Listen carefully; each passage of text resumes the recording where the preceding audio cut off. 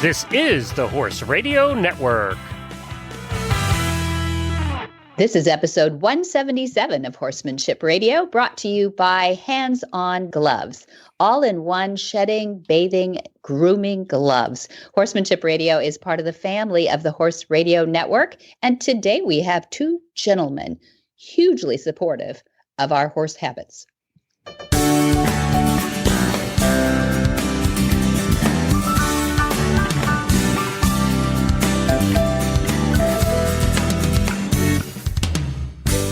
This is Debbie Laux, and you're listening to the Horsemanship Radio. Thanks for joining us. Horsemanship Radio airs on the 1st and the 15th of the month, and I have my producer, of course, Jen, with me today. How are you? Hi-ho, Debbie. Fun and games today. I know, it is kind of a fun day today. We have a gentleman all the way from the Cayman Islands who's going to be calling in. Very chill. He says he's been sipping something on the beach before his interview.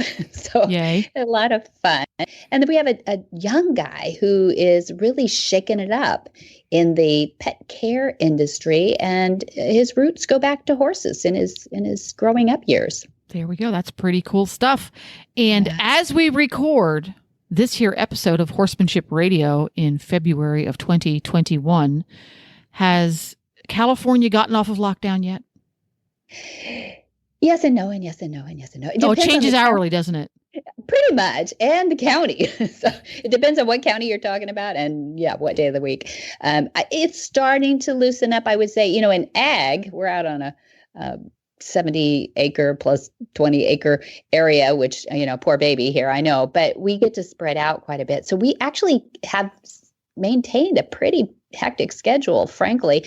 Our numbers are reduced in the courses, of course, because we can't get all our Europeans over here. It's usually full of accents around here. And they're in lockdown, which has created more of a quiet atmosphere here. But man, the students that get to come get a lot of attention. So that part has been a bonus to them. And I think it's been fun for us to be able to keep going and having our courses and having our transition horses here, part of the transition adoption program. And so, we stay pretty busy. We just don't get to eat inside of restaurants yet. Yeah. Now, I know you guys have been just going like gangbusters with the horses in transition programs where you're bringing in horses who need new careers and giving them a good solid foundation before helping them move on to new owners. Has that been keeping you guys pretty busy? Is it pretty cool? And how many horses in transition do you have there ready for new homes? Oh, such good questions. There's a paragraph on each one of those. Yeah, thanks. We are busy with our transition horse program, mostly because it's so much fun. We prioritized it. We don't want to do anything else. We just want to play with the horses. And so we're having fun setting things up and getting these guys desensitized. We have a lot of thoroughbreds right now, which we've had appendix paints, and we've had Mustangs, we've had saddlebreds, we've had pretty much across the gamut. But right now we are loaded with big, beautiful war horses, OTTBs, off the track thoroughbreds, or some that didn't even go to the racetrack, or some that raced a couple of years and just decided they didn't want to run anymore, or the owners didn't want to pay anymore. There's a lot of reasons. Yeah, a lot of reasons. And we're really not working with any abuse. We're working mostly with sort of untrained big athletes. Although one of the thoroughbreds won over $650,000. Holy moly. It's 9 years old and big athletic, going to be a jumper. I mean, he's going to be amazing. And and they're flying back out the door as soon as we have 4 to 6 weeks on them. That seems to be the transition time for these OTTBs that are coming out of mostly the Southern California racetracks and from the adoption partners of the Right Horse Initiative, which is a program of the ASPCA. So we've already have vet checks on them, and we have a complete list of things that they have to live up to before they come here, because we focus on the training. And we're not focused on OTTBs. We're just focused on getting horses in here that just need some polish, remedial. We've got a biter. Mithril was So today is February 11th. Mithril was cut he lost his brain on January 4th and was really bitey and a big thick neck when he came right after that. He's the most docile, loving. Jen, don't look on our website. You'll want to take him home. See, that's the problem. Cool. I'm on the website right now. I went to montyroberts.com, and all the way up in the top right-hand corner, it says adopt. Yes. And then I clicked on it. Dangerous. See, now I'm going to be all distracted for the rest of the show. They're so beautiful. They're so beautiful. And, I mean, the thoroughbred business, what can I say? They overbred, there's a lot of really leftovers. Cool. Yeah. There's an inventory out there and a lot of really cool athletes with no reason not to have a home. So I hope people will go there. Yeah. Thank you for that. montyroberts.com/adopt gets you right there. Yeah. And we're going to be. Paprika is calling to me. She's a redheaded thoroughbred and she's Irish. She is. Yeah. And we have a gray Lorien who actually bred in Ireland. And he was his parents were in Ireland and came here, right? And he is, oh my gosh, a roan gray. He kind of like there's a little red. He's chill, and he's got these eyes that are like Arab eyes. It's just the almond eyes. It's just gorgeous. Anyway, and it's not just looks, folks. They're really cool horses too. You can tell we're excited about it, but it's fun because we're using them in the Monty Special Training this week, and we used them, in the courses, the horsemanship 101s that are coming up right now. We're using them in that. They're chill enough that the actual layman can get in there. Oh, we're using them in our Horse Sense and Healing for the veterans and first responders, and So like that, these horses don't come off the track ready for the trail. So we go to work. We really roll our sleeves up and start the desensitizing portion of it, the ground manners portion of it, and the riding. We have a lovely rider named Natalie who has just been great. And then we have interns that are coming in from the Ride Horse Initiative adoption partners. Right now we have Elizabeth, who's coming from Win Place Home, and which is just in Southern California here. She's an actress. She's been in Suits and lots of shows that you'd recognize the name of, and she's lovely, but she's a horse girl. That's all she wants to do. And so she's both ridden and working from the ground with these horses. And we have Lori from Ohio right now, who's the executive director of a adoption partner there, runs the whole place as a rescue. And we like to call them transition or adoption partners now, and not so much rescue anymore, but they do take the owner surrenders, and it started off as a place where it was the police visited a lot and said, what do you want me to do with this horse? And they took all those in, but now they're taking owner relinquish. They'll actually vet those too. So we're saving a lot of horses, Jen. We're saving a lot. And one of the things we're offering too is some of these people who are adopting the horses say, well, I really would like to see some more rides on them, before I really take over. And so they can keep them in training here too. We're trying to keep a lid on the prices, even to keep them in training too, so that, if somebody wants some polish on them beyond what we do to get them adoptable, we are offering that too. So that's that's just something that has grown out of the program too. But anyway, so we don't want anybody to fail. That's the theme here is, right. I don't want to fail lives of a horse. Yep, exactly. So it's fun. Now I'm gonna close Paprika's page. Good on girl. MontyRoberts.com, and I looked up her. I looked up her all the way to Florida. I looked up her bloodlines, and I have a type because my horse is a Stormcat grandson, and so she's a Stormcat granddaughter. So see how you know. I have a type. You do. You have an eye for the type too. Well, there's a commonality in the eye and the lower lip. Ah, yeah. See? That's where cool. I recognize that face. She's somebody's going to get a beautiful mare too. She's a tank. She's gorgeous. And she came, last year, 2020, at the end of last year, because we started the pilot in October. So she's got actually a lot of training. We kind of went quiet in December, but we kept training on her. And so when the world kind of went quiet at Christmas, she just kept working. So we've got a lot of work on her too. She's a big old tank, that one. Yeah, I like her. Yeah. All right. Well, we're going to take a quick break here, and we're going to hear from our title sponsor, HandsOn Gloves. If you're not familiar with them, you're going to want to hear this. And then when we come back, we're going to have a chat with George. Hi, I'm Monty Roberts, And am I excited to bring you the news of a revolutionary, new, all-in-one shedding, bathing, grooming tool. HandsOn Gloves. They are fantastic. And you believe me, I've tried them all. HandsOn outperforms traditional curry combs, shedding blades, metal bristles, and all those things. Most animals will gravitate to you for more grooming and petting time. If you wear them, your animals will love you more for it. While using the HandsOn Gloves, you can easily handle water hoses, shampoo bottles, lead ropes, leashes, and anything you want with them on your hands.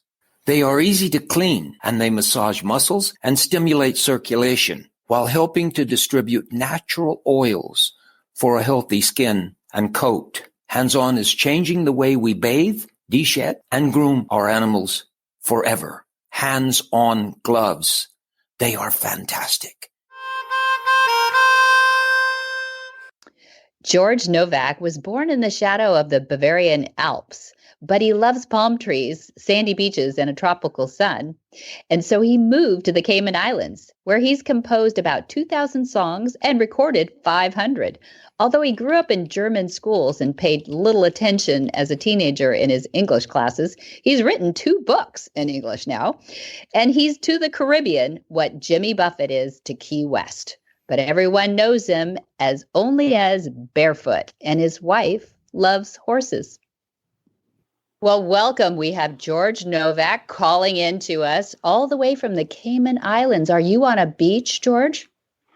I actually am on the beach. Well, we're gonna tell the story a little bit about you and your wife and horses today. I'd like to get Regina back into this story so that you've got her tied in, but I know it has to be through horses that you actually get to spend some time with her. How does that work? My wife is originally from Canada, and when she was very young, her father bought her a horse, and she became a horse fanatic.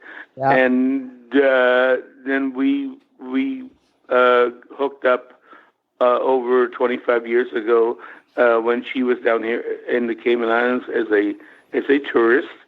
And anyway, so after a while we kept communicating, and she visited, and we tied the knot, etc., had some children.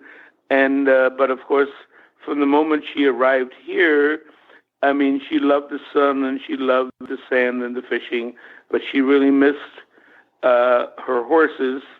And so bringing a horse here at the time was literally impossible unless you had lots of money. Yeah. Because they would have to, fly it in almost you have to rent a Federal Express jet and fly it down from Canada and quarantine, right?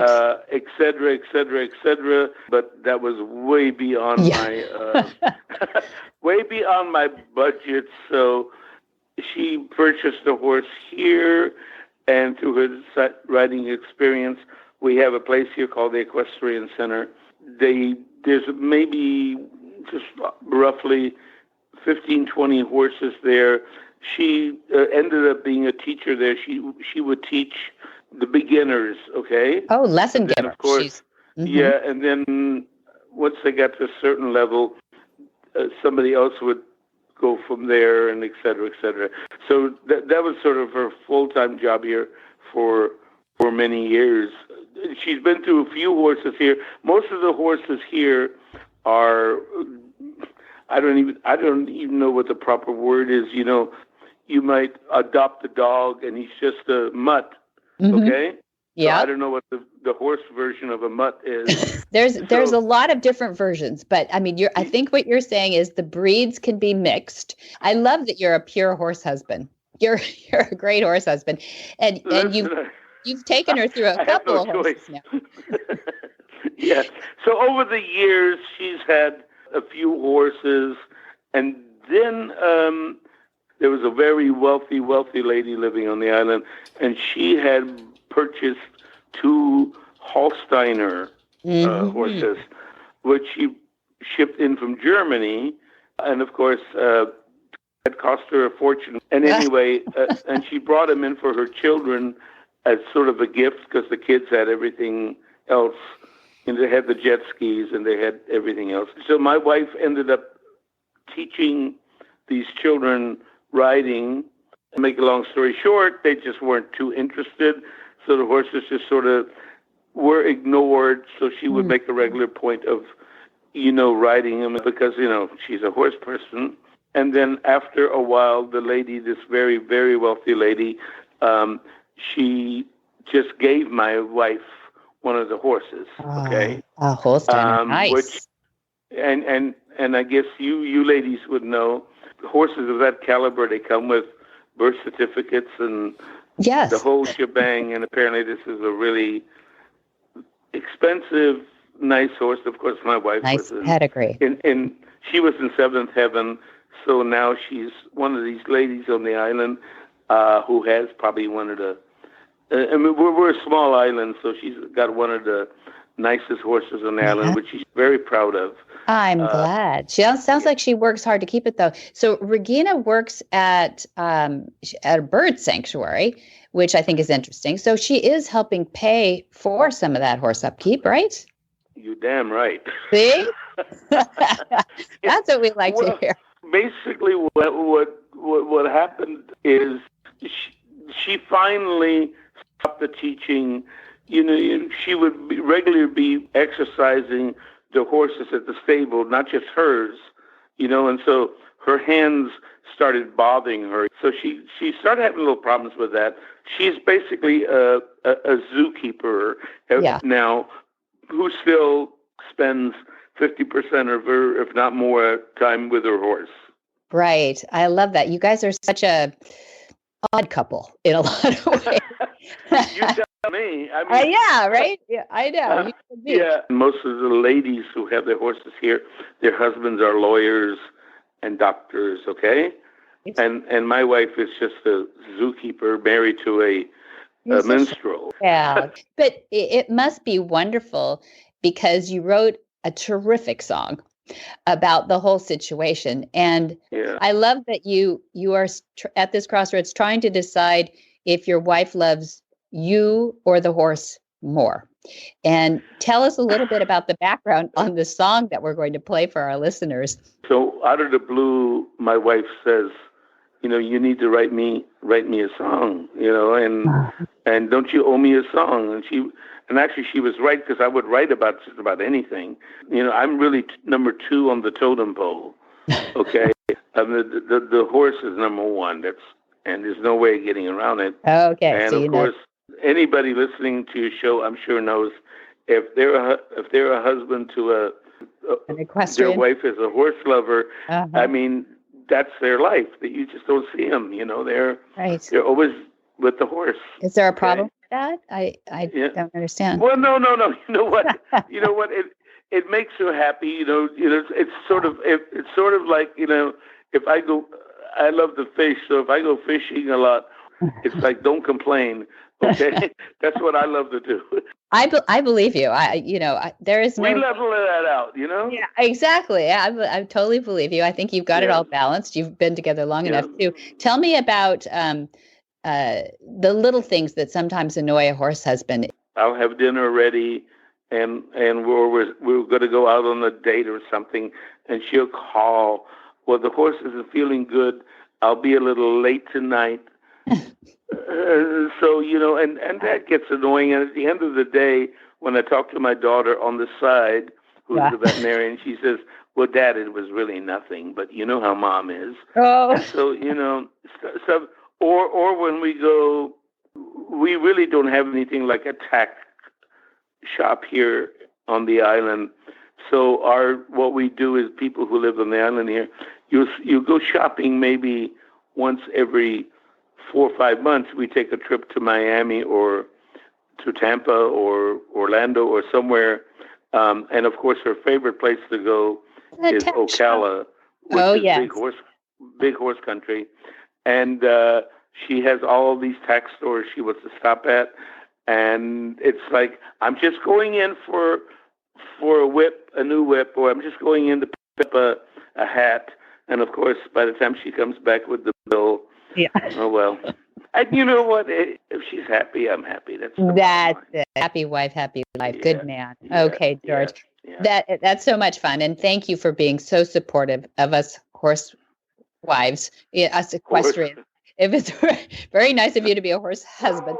So, and there's your dog. What kind of dog do you have?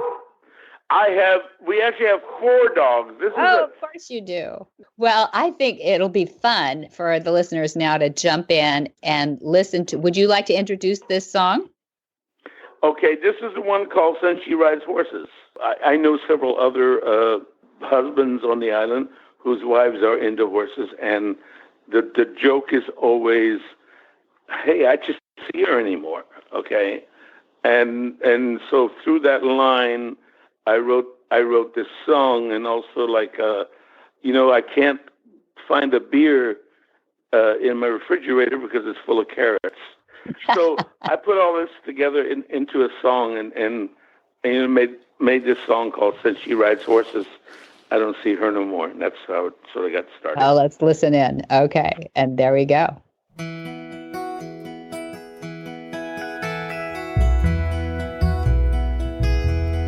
Since she rides horses, I don't see her no more.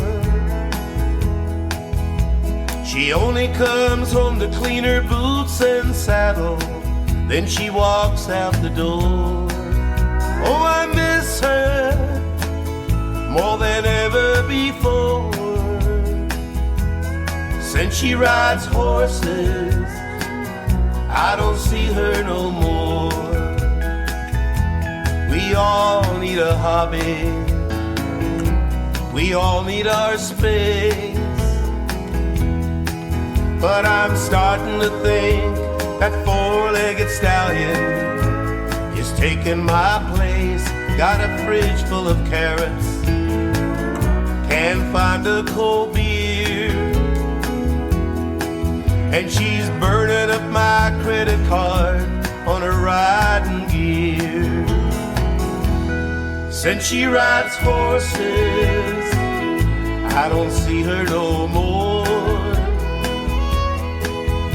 She only comes home to clean her boots and saddle, and she walks out the door. Oh, I miss her more than ever before.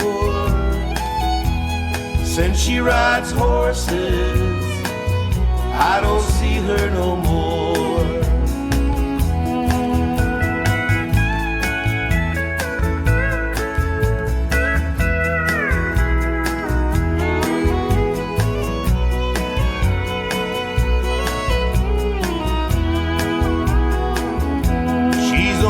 Been different, a rebellious kind, but since she started walking with a gallop, I think she's crossed the line. I better stop fishing, spend some time on the farm,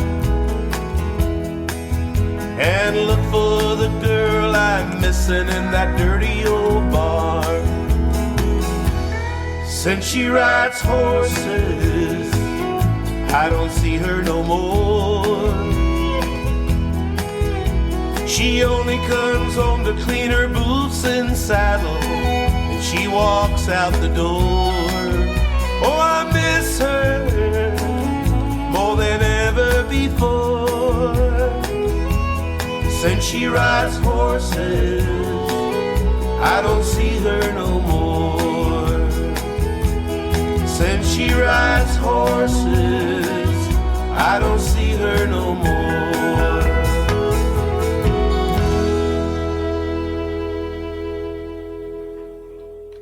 Well, that is so great, George. I'm so glad that you shared that with us. It was fun to get it in an email saying, here's the Barefoot man calling in from Cayman Islands.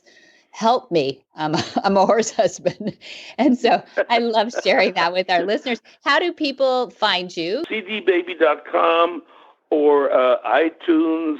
Just simply look up Barefoot Man or The Barefoot Man. And the easiest of all, if they go right into my website, barefootman.com. All right. Well, I think you're more fun than Jimmy Buffett. So thanks for being on the show. Hi, Debbie. I just had to write and tell you how much I'm enjoying Monty's podcast on Horsemanship Radio. You and Monty and your podcast guests are my company every evening while I'm feeding, cleaning, and finishing up barn chores for the day. I especially enjoyed the recent podcast 158 because so many of the guys that Monty talked about, and especially Greg Ward, were heroes of mine when I was growing up. It was really fun to be a fly on the wall listening to Monty recount all those stories. And I also enjoyed his discussion with Tanya Johnston about the deer and thigmotaxis. Thanks for all the great information you and your dad are spreading throughout the world. And thanks for making the time doing my barn chores no chore at all. All the best, Nan Meek. As an adult, Jay Michaelson owned a production company that produced movies, TV commercials, and documentaries, including Exterminators, Legend of Hell's Gate, An American One Grand Champion, and his award-winning documentary, In a Whisper. A few of Jay's national TV commercials include Dr. Pepper, American Airlines, Chevy, DirecTV, and Doritos. When Jay got fed up with Hollywood and is sick of people ripping off his ideas, it was his youth growing up with animals and the movie In a Whisper that made him want to get back to animals and animal people. So this is the first company that Jay has owned that invents and manufactures products. Jay's idea was to provide a superior product to replace all those antiquated grooming tools and devices which performed marginally during grooming, bathing, and shedding. HandsOn Gloves are a revolutionary concept that reaches far beyond the traditional curry combs, mitts, scrubbers, and shedders on the market today. Jay and his family are animal people committed to developing superior products to share with others who ride, train, ranch, work outdoors, compete at all levels, and simply love spending time with their pets. Well, welcome, Jay Michaelson of HandsOn Gloves. But I want to say you're from the horse world, not just HandsOn Gloves like a product. You actually love animals and you grew up with them. Tell us a little bit about yourself. You bet. Thank you, Debbie, for having me. And yes, and I'm not just a product maker that thinks they know something that will sell. As a kid growing up with horses and dogs, bathing and grooming my whole life, I didn't understand why my parents kept buying these antiquated tools and things that just marginally worked. The curry comb, great. How many times have you dropped a curry comb? I can't count. It's hard to hold on to, and it doesn't work. And so growing up, I lived through all those tools. The metal blades, that hurts. And not to jump too far forward, but I wouldn't rub that down my arm or back or stomach or leg. And so that's kind of the background of me as a kid growing up with horses and dogs and just wondering why we didn't have this product on the market. Well, I love it when an animal lover seeks out a better way and a better way to be fair with animals. And you're on that list. So what kind of horses were you scrounging around on those legs with when you were a kid? Quarter horses. Yeah. And I have a lot of Arabian friends, and we have battles back and forth even to this day. With the business that we have, I got signed up for an Arabian World Show stuff that they send texts out, and I sent all of my Arabian friends texts like, "You signed me up for this, didn't you?" So we have fun with it. But yeah, I grew up on quarter horses, and I've done everything from Western pleasure to running and roping. I had the best horse in the world. His name was Happy Assets, and the owner that sold him to us, every time he came over, we were friends with him. He just was beside himself that, number one, he gelded him, and number two, that he sold him. He was just the best horse. And he would have fun with me and pick up any discipline, yet I could put a 80-year-old grandmother on him, and he would put his head down and babysit, or put a kid on him, head down, babysit. He was just the best horse. And that was my experience growing up on one of the best horses in the world. And so, Happy Assets. That's awesome. Happy Assets. That's a great quarter horse name. You know what I mean? Yeah, Exactly. we have my mom's named a horse, a homebred called Steel Buns, and because of his breeding, but we call him Bunny so that we don't get ourselves in trouble. That reminds me of Happy Assets. But so I'm curious. We heard a little bit about your background, and you owned a production company, and I'm curious what caused that moment that you turned toward animals and away from Hollywood. Yeah, I had a production company. I've made several movies and a lot of high-end commercials, and it was just I got fed up with it. And through that, I did In a Whisper, which is a colt. It was the start of the colt starting competitions, and that got stolen away from me many times over. And but that I just went back to that. When I got sick of Hollywood, I was like, I'm done with this rat race and all of these people. And there's a lot of great people in Hollywood. Don't take that away from this conversation. But I was fed up. I wanted to get back to animals and animal people. And with that In a Whisper documentary that I did, it was fun. I was around animal people and animals for the first time in a long time again. And I was like, yes, this is what I want to get back to. And so I went to my wife and I was like, I'm done. I'm out. Let's go make these gloves. And she looked at me, and she's the biggest animal lover in the world. And I thought I was, but no. She's way more than me. And she looked at me and went, yeah, let's do it. I was like, cool. Yeah, he agrees with me. Oh, good. There you go. And this will be easy, right? Well. So we sold the company and quit, and I sat in the garage building prototypes. Yeah. And it took 4.5 years to get it right. It was just, and that's we knew early on. We're like, that's why these aren't on the market, because they were really hard to make right. And we struggled for 4.5 years, looking at each other, going, "Did we make a mistake here?" But we stuck with it, and we did it. So we're happy about that. Certainly did. I mean, it almost begs the question of like, why hasn't somebody done this before? Because I'm now going to sound like a features and benefits article on your HandsOn Gloves, but it fits. It stays on. The nubs are. I mean, all that was probably what you were struggling with over the 4.5 years, right? It was, yeah. I went through so many different designs and moved the nodules here and moved the nodules there on the fingers and the palms, and this one just worked the best across the board. And so that's what we ended up with. But yeah, that was the struggle. And then beyond that, it was the struggle. We had to make a whole new manufacturing process just to get the nodules to stay on. Oh, really? That was a huge, they would just fall off. And we okay, well, we got to try something different. And so I mean, struggles from the design all the way through how to actually manufacture the gloves. That was the struggle.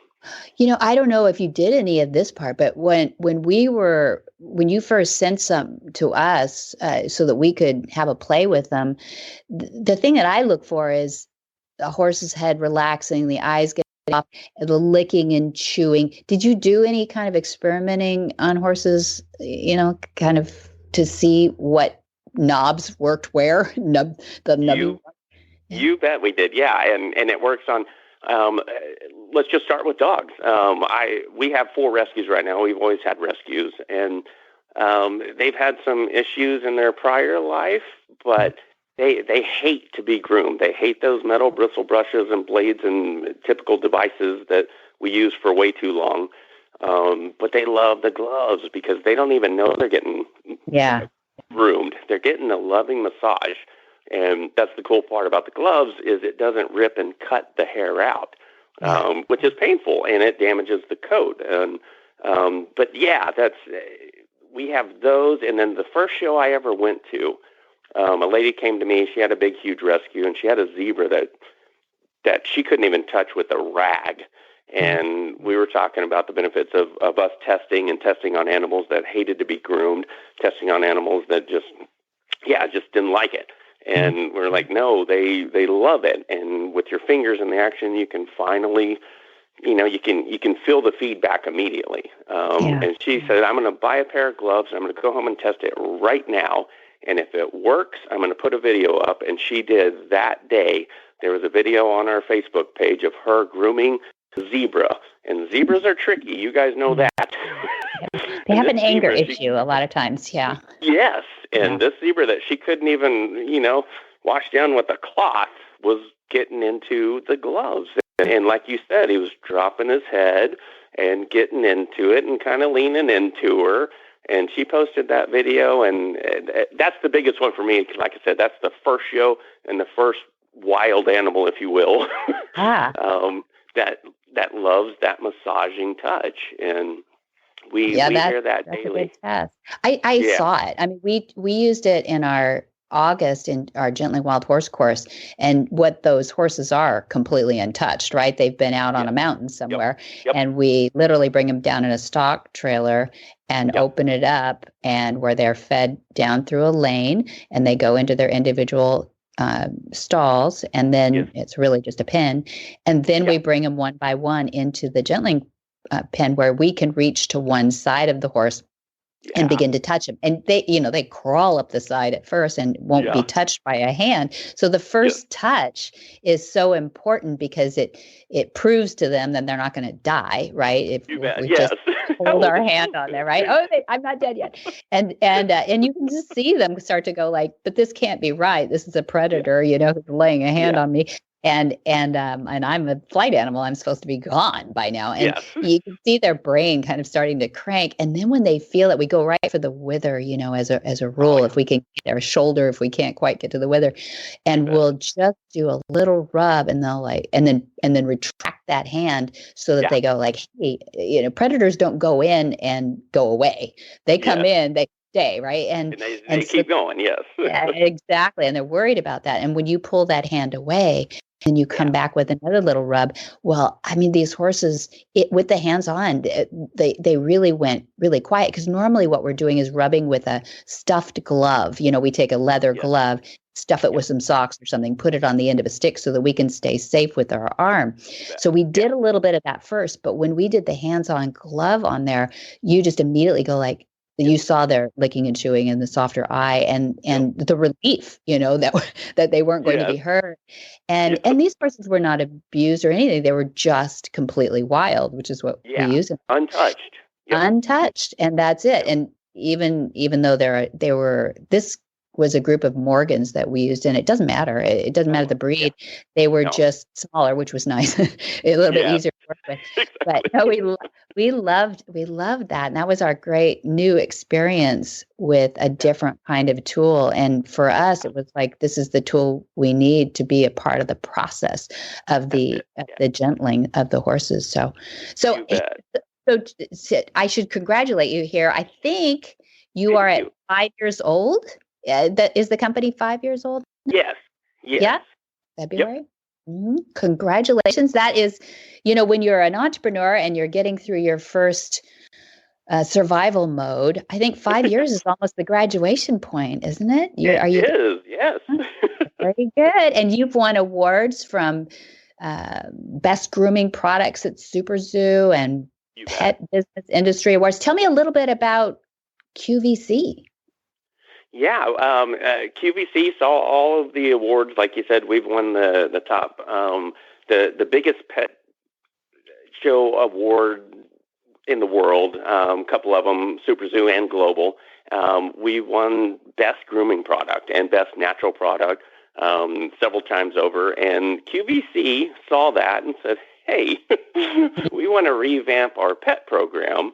And they came to me, and I was like, okay, yeah, let's do QVC.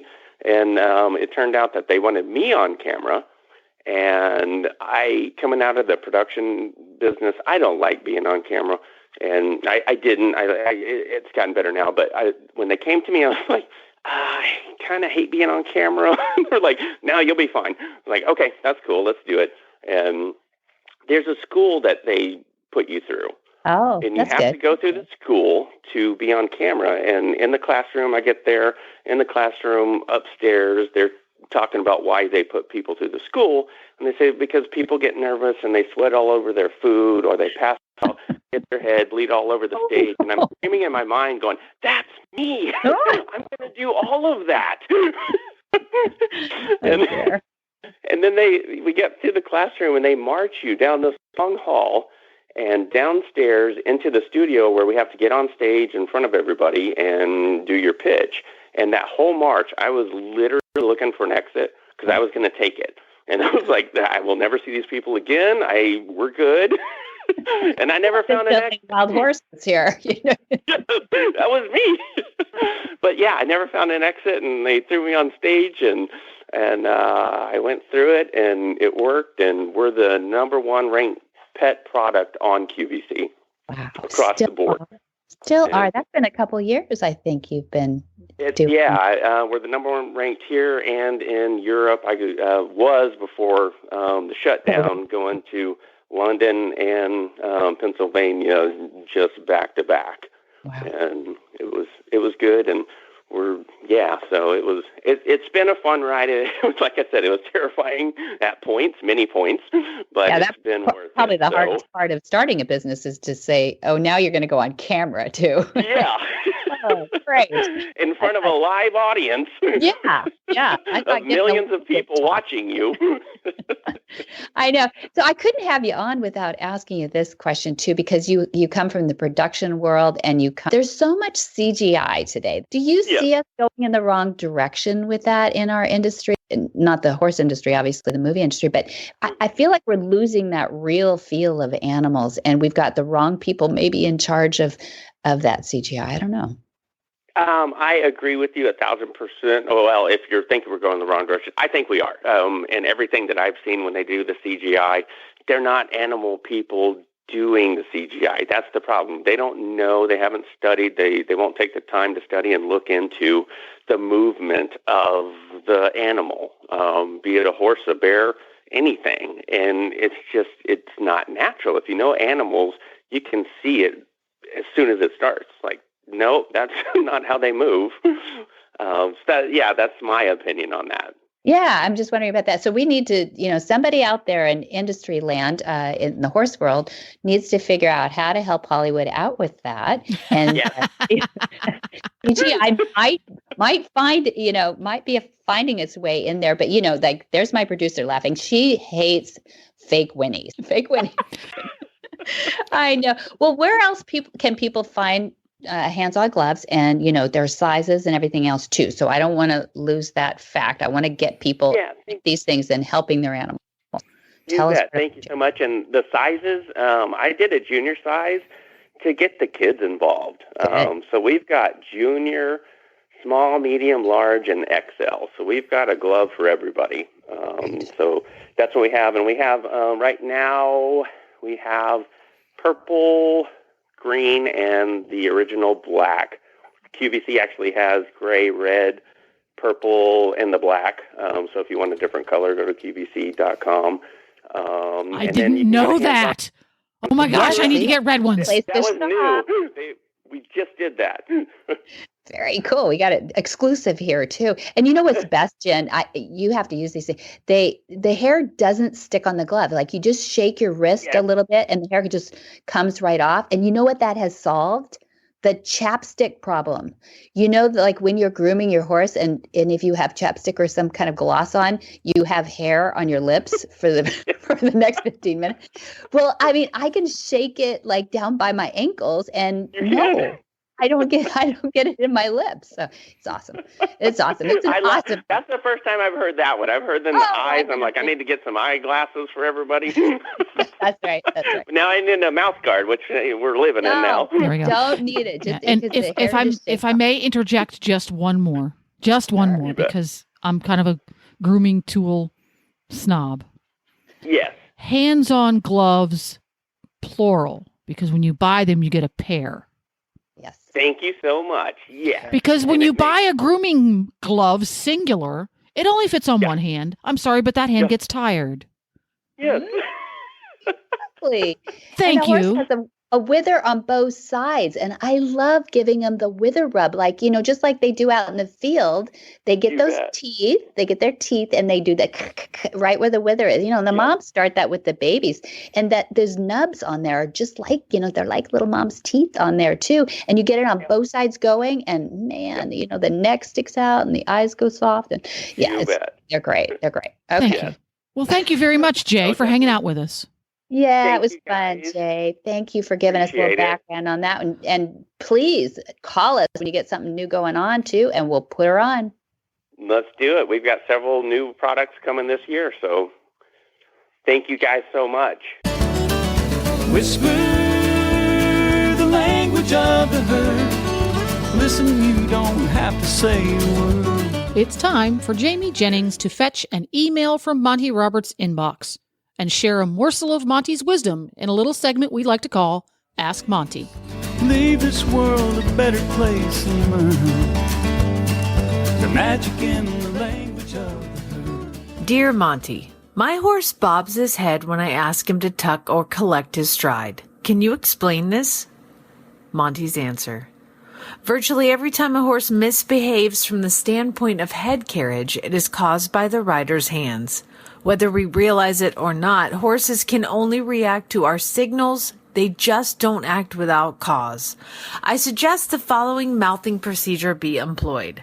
I have found the use of side reins to be the most effective treatment for the behavior you describe. Attach a pair of elastic and leather side reins to a surcingle and allow the horse to toss his head, simply meeting the side reins and stretching the elastics. Normally, horses will stop the head tossing after 4 or 5 sessions following these recommendations. I have used this method of mouthing a horse for now well over 50 years and have found it to be the most effective.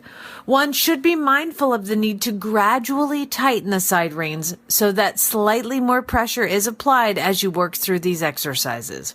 It is helpful for one to long line while the side reins are in place, as this action more closely approximates the act of riding the horse. If this causes the head bobbing described, that's wonderful, as it allows the horse to learn while activating the elastics in the side reins. It is important to be patient and make changes very gradually. A change made too abruptly can cause the horse to fight the side reins and might even result in it falling over. Err on the side of caution, but once you have cooperation, then it is fine to increase the tension. For more of these insights into good horsemanship, go to MontyRoberts.com and click on the words Ask Monty at the bottom of the page. What in the wide, wide world of sports is going on here? Where in the world is Monty Roberts? Monty is looking forward to meeting some new friends, 2-legged and 4-legged. February 14th, that's Valentine's Day, we start the intro course, Module 2. We'll be in the midst of that as this comes out. It's Join Up. And then the 17th to the 19th, the intro course, Module 1, which are the first steps to Monty's methods, a lot of dually work. And then 21 to 23 of February is the intro course, Module 3, Long Lining, or as we like to say, double long line lunging. And then 24 to 26 is the intro course, Module 4, which is prepping for those intro exams, because those guys are going to go on and be certified, which is awesome. And then in March, we have 5 through 7, we have a horse sense and healing for first responders and veterans. And then March 12 through 14, we have an intro course, Module 1, First Steps to Monty's Methods. And 15 through 26, we have the introductory course of horsemanship, the full thing, all at once in 2 weeks. And then on the 20th, we have a Horsemanship 101. Those are really fun. We've added March 20 and May 3 for the Horsemanship 101. It's a one-day experience. It's new with the concepts, or a mother-daughter, father-daughter, that kind of thing. And then in April, we have the 1st to the 3rd is the intro course Module 2, which is Join Up. And then April 4 to 6 is the intro course Module 3. That's that long lining again, double line lunging. And then in May, extended calendar here, May 3rd, we have the other Horsemanship 101. There you go. And if you couldn't put all of that to memory, I know I certainly couldn't, you can go to MontyRoberts.com and find all of that and so much more. Don't forget the adopt button on the top right-hand corner, because Paprika is pretty special. I know. Or you can go old school. You can give the folks a call over there at Flag Is Up Farms, 805 688-6288. And for details about today's show, go to horsemanshipradio.com. You're going to find links, photos, and information about today's topics and guests. And oh, by the way, can you find the Horsemanship Radio podcasts at montyroberts.com? Yes, of course. There you go. Well, go to Horsemanship. There you go. Just go to montyroberts.com. montyroberts.com. It's all right montyroberts.com. There you go. Yep. And we love your feedback. A great way to do that is following Monty Roberts on social media. His Facebook page is Monty Roberts with a little blue check mark. And on Twitter and Instagram, it is Monty_Roberts. And speaking of technology, download the free Horse Radio Network app for your Android or iPhone. It's free and easy to use.